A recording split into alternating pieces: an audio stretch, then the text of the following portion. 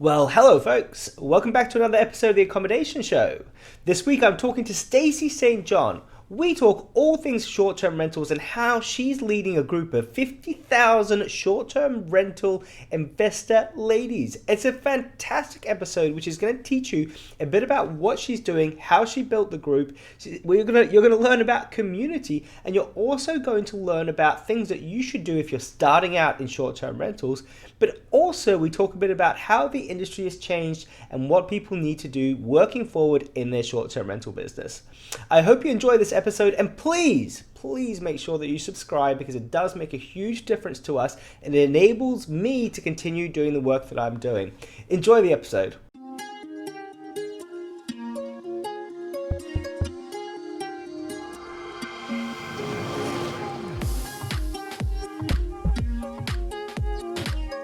Okay, everybody, welcome back to another episode of the Accommodation Show. This week, I'm joined by the amazing, the wonderful Stacey St. John. Welcome to the show.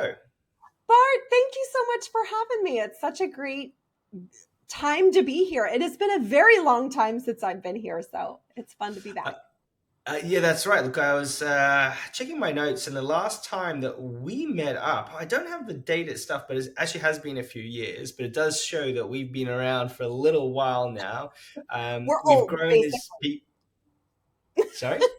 I said we're old, basically, is what you're saying. Oh, don't say that. Don't say that. Yes, it's true. We have got a bit older. I've definitely got more grays since the last episode that we recorded together. But I think, I don't know, maybe we're wiser. Sure. I definitely am wiser. Been around the block a few times. Look, how are you going? I'm doing great. This is such a fun industry to be in, and there are always new adventures in our industry, as I'm sure you're seeing where you are as well. But I couldn't be better, and I'm so grateful for this amazing community that we have and for folks like you. And again, I'm just excited to be here. It's been an interesting time, right? Because the past 2 or 3 years, actually, it's kind of actually this year myself, I felt that up until we kind of did COVID, we got out of COVID, and the next 2 years were kind of quite linear. But I find that right now, as we speak, there's this sort of inflection point where there's a bunch of changes, kind of this reset for everybody. The way that we used to do things has changed. AI is here now, so the way we produce episodes. And I find that also in terms of content generation and groups and this sort of stuff, that there's a lot of repetitions sort of happening, and also a lot of screaming out for eyeballs and people getting people's attention. It's more ferocious than ever. Yeah.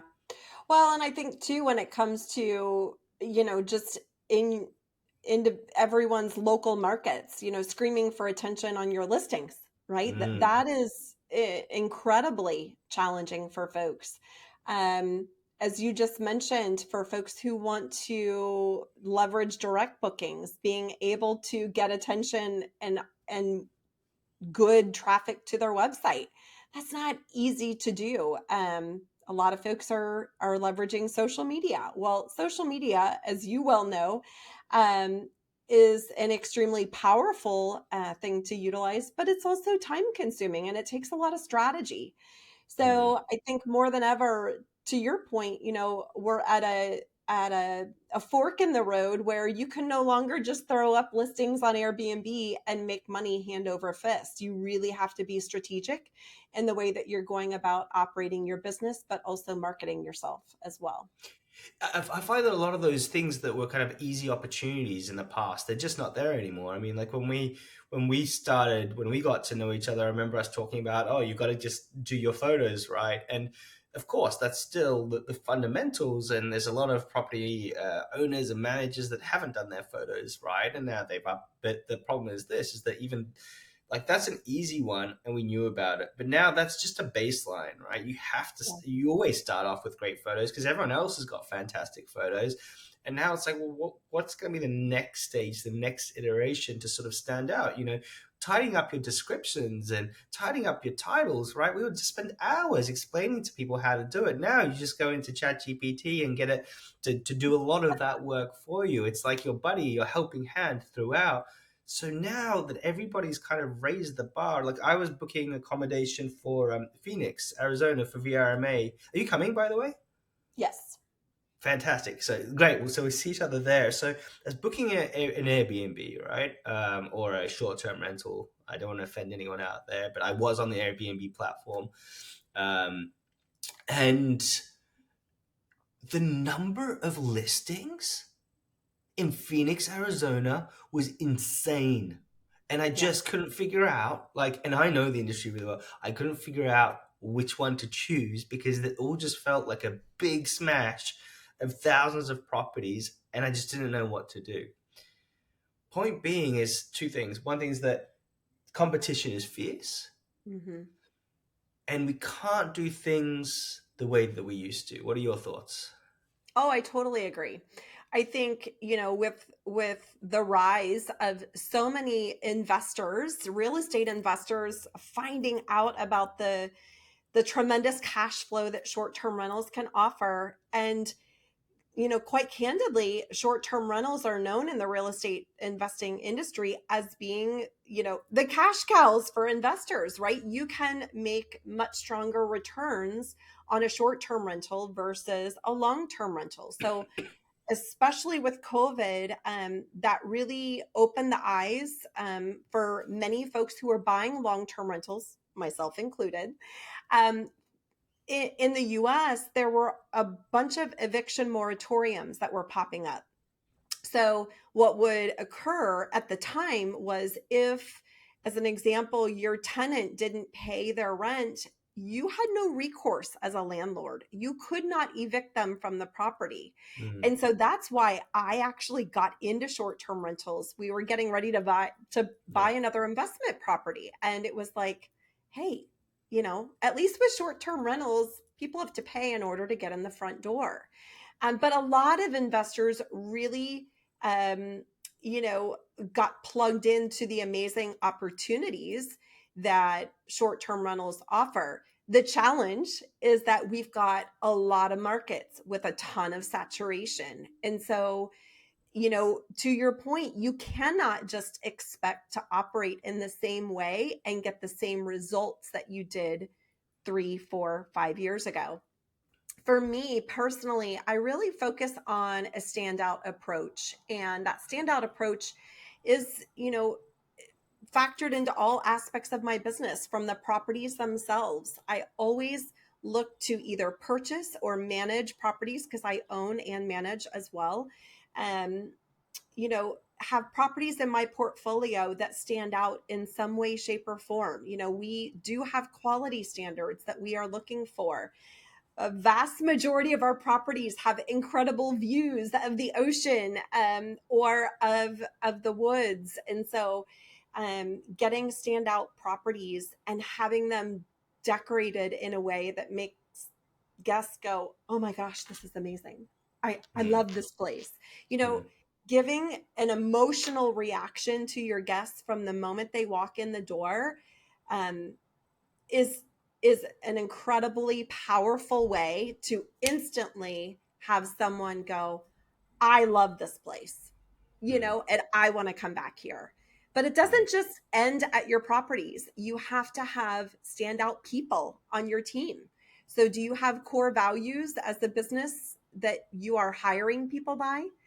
Are you utilizing the core values that you have in your business to weed out which people aren't good fits for your business any longer?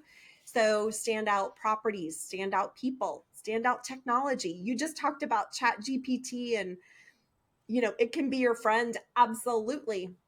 I would also encourage you not to just take a Chat GPT response for a listing description and just copying and pasting it. It is yeah. used as a baseline for you to be able to tweak it and make it your own, but Yeah. utilizing standout technology so that you are operating in the most efficient way possible. Sorry, I just jumped in, but those are three ways that I think are really important for folks to think about. And I can speak from my own experience. They've been tremendously helpful in my own business. But what I like that you've done there is you took kind of the second part of my question is that, what do we do? How do we stand out and that sort of thing? So it's really appreciated. And I think that you're absolutely right in terms of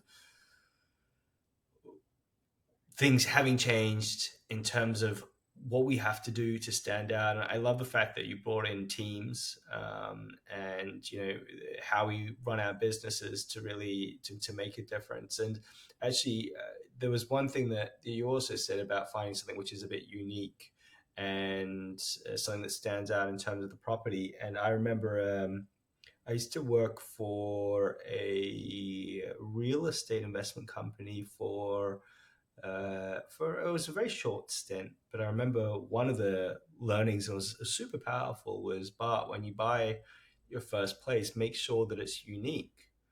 And I'm like, what do you mean? He's like, well, even if it's an apartment, make sure that it's unique. So either get the penthouse or get the one with the view or get something that, get something which isn't commoditized and it's Yeah. hard for people to get. And that's something that's going to appreciate in value. And it's going to be hard for people to get because there's not as much available. So that was a really great tip. And that really helped me set me up in terms of my Totally. first property that I got when I started on the ladder. So look, I agree with so many things that you've said, and things have changed a lot since we first caught up and first since we first met each other, which was quite a few years ago now. But what I would love, if you don't mind, is if you could tell everybody a bit about where you've got to. So on the previous episode that we did, you had a Facebook community of 12,500 females. And at that time, when you had that group, that was one of the biggest on Facebook in terms of the industry. I really love the idea of empowering women. Like I agree with empowering any kind of community or creating a community, and this so happens to be females. Love to know where that group has got to. Did it continue to grow? And what benefits have you seen of that group and that work that you've been doing? Yeah. So yes, the group has continued to grow. We are just over 3 years old in our Facebook group. And the Facebook group is called Female Short-Term Rental Investors. Currently, we have 58,300 women who eat, sleep, breathe, Wow. and talk short-term rentals every day. Um, so it is incredibly active. Some of the most incredible relationships that I have formed in this industry have actually come from my group. I see comments from people all the time who say that this is the best Facebook group they've ever seen because we truly have a heart for helping one another. And that all starts with the content that I permit or I do not permit to go into the group. I mean, we vet every post that goes into that group. And why? Because I want to make sure that that group is adding value. When people are in the group and reading the feed, who wants to see a bunch of posts that are just people touting how amazing they are or Yeah. touting their Or best whinging. property? Or, right. And so I really have been very intentional about having the content in the group be helpful content or people asking questions and getting perspective and feedback from one another because that's how we grow. Anything that is self-serving or promotional, I have to politely decline. Sure. But I also think secondarily, I have had feedback over the years that, have are from people that are saying, thank you so much. I found my lender in this group. Thank you so much. I found my market that I decided to invest in because of a workshop you did in this group. every Tuesday I go live and just answer questions. And Mm. those questions come in all shapes and sizes. But I think just having a resource to go and get input and not be judged or not be made to feel bad because you're asking a question. There's no bad question. There's no wrong question. So And it's been a really what fun yeah, experience. what in your opinion, what do you think makes a community? Um, I think, it's a good question. I've never really thought about the answer to that. But the first few things that come to mind are first and foremost, having a servant heart and looking for opportunities to pay it forward. When when I see people that come together that are in it for me, that doesn't breed community. To me, what breeds community is when I'm in a group of people and I feel like I can lock arms with the person around me and I'm looking for opportunities. How can I help her? How can I help that person? What can I Yeah. do to support them? When you have a pay it first mentality, I promise you the rewards come back in droves, right? And it gives me goosebumps to say that because it absolutely does.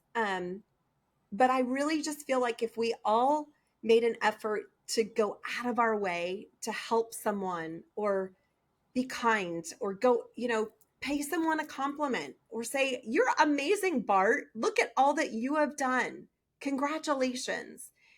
What if what if each of us did that each and every day? Like, wouldn't this world be a better place? Yeah, well, yeah, absolutely. But I mean, it takes a lot of work and a lot of effort to um, oh, let me rephrase that. I think that it's a mindset thing, right? Hmm. You've got to have the mindset to be that way, and I think that there's a lot of society which is pushing us, or a lot of sort of cues of even like capitalism. It's all about me, and some countries it's even it's better. Some countries it's worse.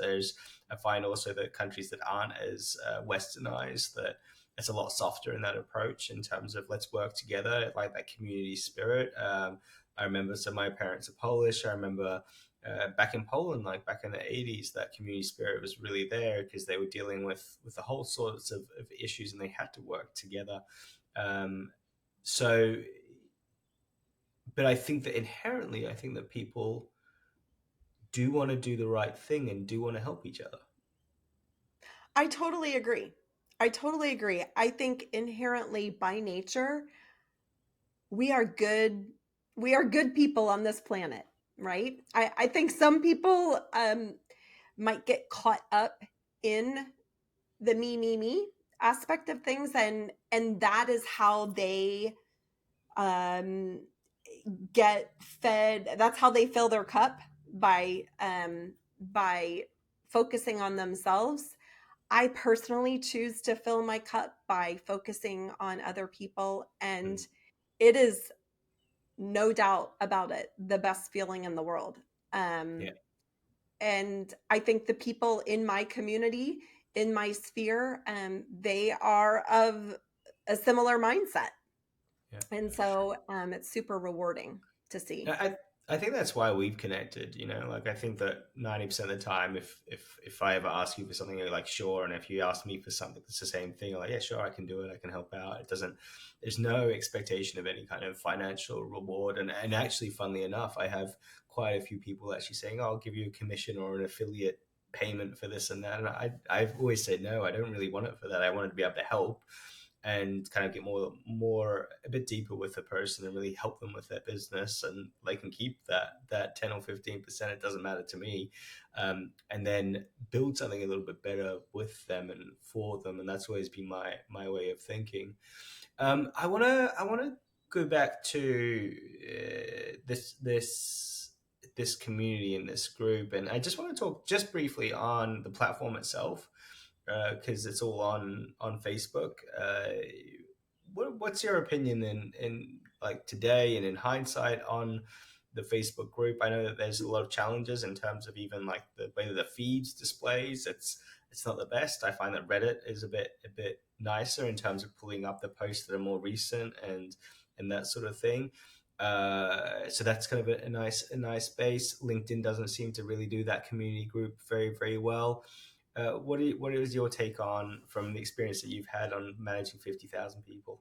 Well, it's funny that you mentioned that because I mean, I am eternally grateful, right, for the platform and for having a group that has continuously grown. Um, but to your point, there are inherent challenges. In fact, I don't think I've ever shared this, but a couple of months ago, I was actually locked out of my own group. Oh gosh, yeah. So that is a risk. Okay. So if you are listening and you're like, I'm going to build a Facebook group in my local area or for, a certain, um, group of people, do it, but just make sure that you have multiple admins so that if something happens, you have a way back in your own door. And it was by mistake. One of my other admins actually removed me from my group Oh my on gosh. accident. Yeah, Oh my isn't that gosh. crazy town?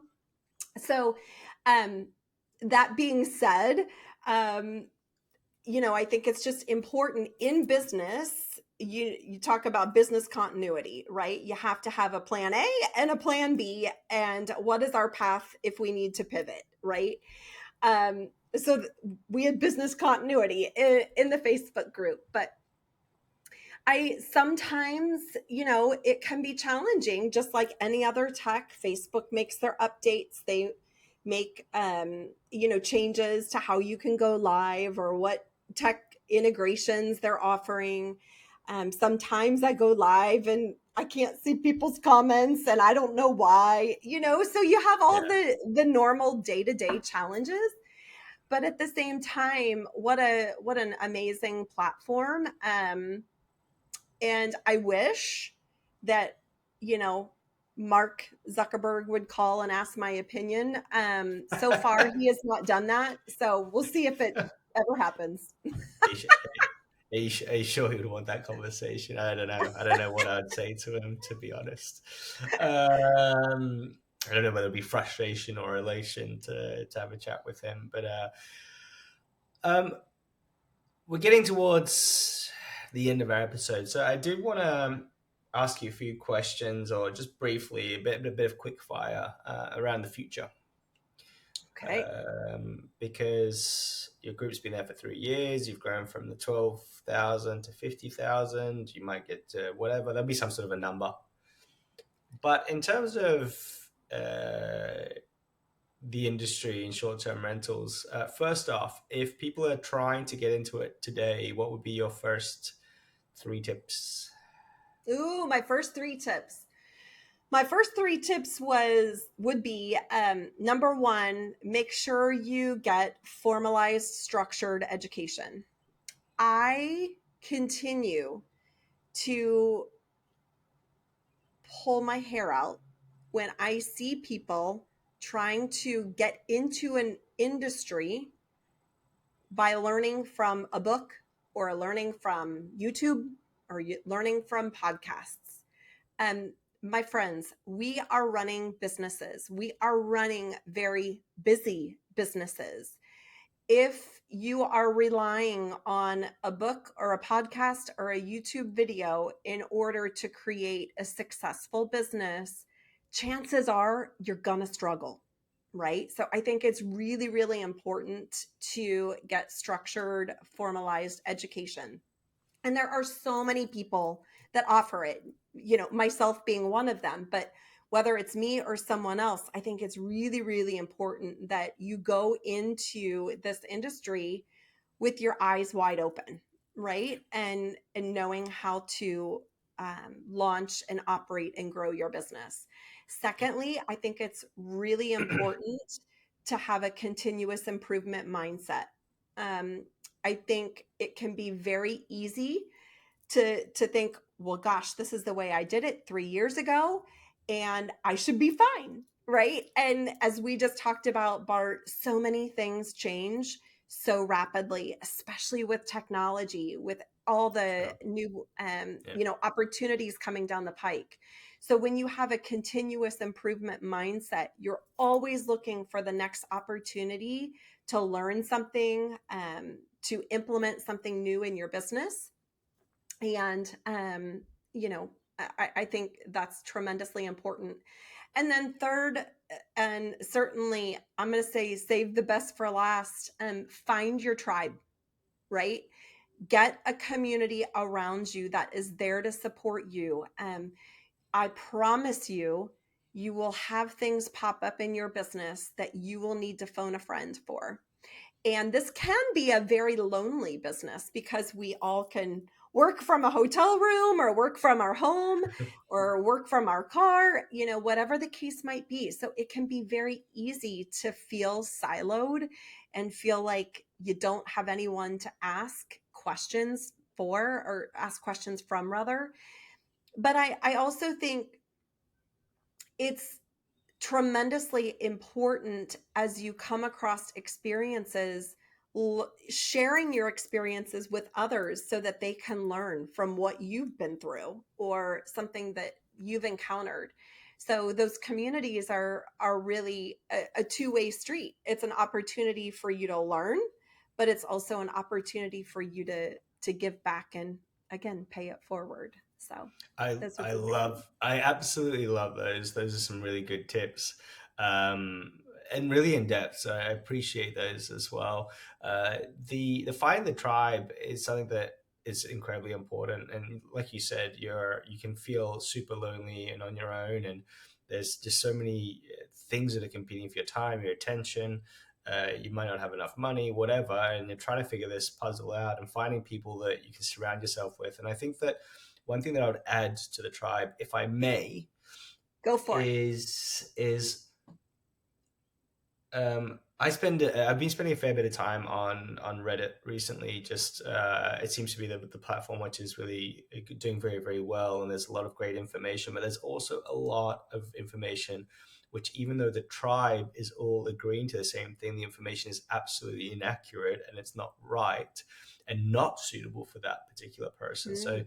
find the people that you aspire to be like, or that have done it before, and lean on those people more rather than just a tribe of people that are kind of all saying the same thing because the last person said it and actually they're not that well informed. So I'm kind of going a little bit further than the tribe thing. So my tribe is you, um, Julie George, Tracy, Yoav. Like there's just this Right. huge list now of people that are my tribe that I trust and that I can lean on to. So just be mindful with the tribe thing, but do have a tribe. So join a group, get to know the people, and you'll find the people that resonate with your philosophies. We're so over time, but Hey, go big or go home, right? that's right. It's good because it means that we've got an opportunity to catch up again and have another chat about your projects and what you're working on. I appreciate you tremendously, especially your energy, your positivity, the fact that you're unrelenting, that you keep in going. That's something which is a quality that I really love about you. Stacey St. John, is there anything that we can do for you? Oh my gosh. No, I'm going to say what you can do for me is continue to pay it forward. Again, look for opportunities to serve other people. Um, and I think that's the best thing you can do for me and those around you. Um, so that's what I'll ask of you. Beautiful. That's so kind-hearted, and I think that's a really good way to be. As a counselor once said to me, he said, if you can't find your purpose or what you want to do, just focus on helping other people, and then you'll find a way. Because why are we here? Nobody knows. Anyhow, Yeah. I'll leave it on that, folks. If you are listening to this podcast on one of your favorite podcasting platforms or streaming platforms, and make sure you give us 5 stars, give us a like, a follow. If you're watching on YouTube as well, make sure that you hit that subscribe button. It does make a huge difference. The numbers are growing. 90% of you are not subscribed. So that means you hit that button. It does make a huge difference. I know that everybody says this stuff, but it really does allow us to keep on doing this kind of work. Stacey, thank you so much. Have a fantastic rest of the day, and we'll speak again soon. Thank you.